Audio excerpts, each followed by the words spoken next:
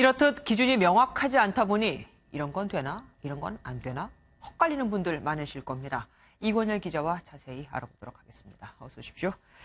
대놓고 하는 폭언 같은 건 괴롭힘이라고 딱 얘기하기가 참 쉽습니다. 네, 그런데 그렇습니다. 이런 것도 안 된다고 하더라고요. 남자니까 생수통을 바꿔서 채워줘라 이런 거예요. 남자니까 생수통 바꿔라, 여자니까 커피 타라 이런 말도 괴롭힘이냐 많은 분들이 궁금해하시는데요.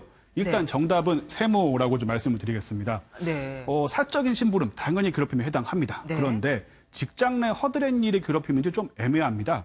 허드렛 일이 업무와 관련이 없는지 또 육체적 정신적으로 고통을 주는지 따져봐야 합니다. 다만 사회통념상 적절하지 않은 수준이라면 괴롭힘이 된다는 게 고용노동부 판단입니다.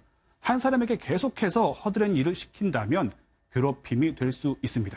그러니까 한 사람한테 계속해서 생수통을 들어라, 네가 바꿔라 그러면 안 된다는 건데 그 회사에 여직원이 다 있고 남직원이 한 명밖에 없을 수도 있잖아요. 네, 그렇습니다. 그럴 때는 어떡합니까? 사실 이렇게 애매한 상황이 굉장히 많을 겁니다.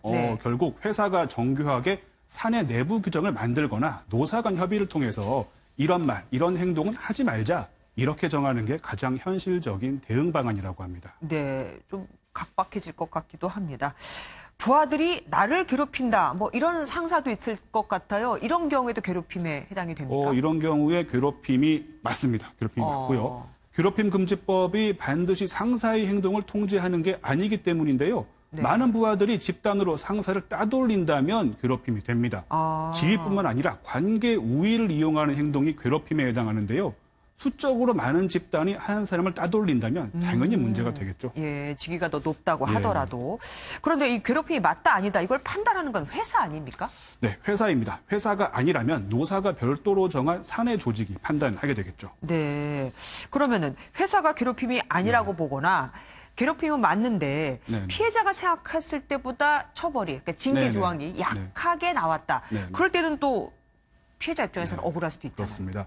회사가 괴롭힘이 아니라고 판단하거나 가해자에 대한 징계가 너무 가볍다면 사실 현실적으로 피해자가 대처할 수 있는 방법이 많지 않습니다. 민사소송 같은 법적 절차를 거쳐야 되는데 직장인이 과연 회사를 상대로 소송을 할 수 있겠냐 이런 우려도 있기는 합니다. 네. 그리고 또 회사에서는 이런 걱정도 합니다.